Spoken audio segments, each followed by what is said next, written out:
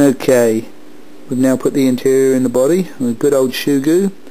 There's a post here, here, here, here, and then two down here. Plus there's a joint between the engine compartment and the driver interior. All of those have got shoe goo and a little dab of super glue. Shoe goo is a resilient rubberized glue which is absolutely amazing for sticking slot cars together. Okay, 3 screws hold the chassis on, and when fitted the chassis definitely has some float in it. This was designed by somebody that was thinking as a slot car racer. You can also see, let me move the body out of the way for a minute, you can see your 3 positions of spring, your front and the 2 sides, and these can be adjusted. I don't know if you'll be able to see it here. There's a circlip here, and these alloy collars, there's more circlip positions down here, and then obviously as you compress the spring you get a stiffer chassis. You can also restrict the chassis here, here and here, and I did do that in one test and actually ran very similar lap times with a fairly solid car. And you get a screw that goes in these 3 positions, and that will either lock up the chassis or restrict it, so you have little movement. Don't know if you can see here, this is the actual ring, that is the location ring for the rear axle. I'll turn it around and you'll see there's your Allen screw.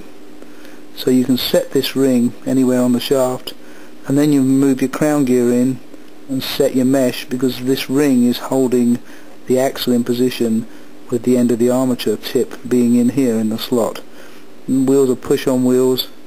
There's a brass washer, front and rear, and this is that unique pod that carries the front axle, which allows you to shim the front wheels up to get your guide height. Right now this is a little bit, the wheels are a little bit too firmly down on the track, as you can see the rear lift when I press. Ideally I would put a shim under each one of these screws to set the axle a little bit higher up, but a clever idea. Yeah, the guide held in by a crosshead or Phillips screw here.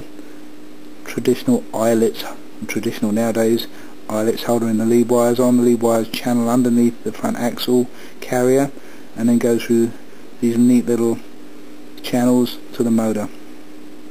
Here's the positions for magnets. They're little circular magnets. Frankly, the car runs better without them. I believe you could also fit magnet here and here. But the problem with these circular magnet cars is the magnet really isn't covering enough area of the rail to really give a lot of grip. Interestingly, on our track anyway, the car runs better without magnets. 6.1 second laps with magnets, and a hard car to predict when it was going to come off. This is magnetic braid on this track, so the magnets would be attracted to it. And 5.9 seconds and much more controllable slides without.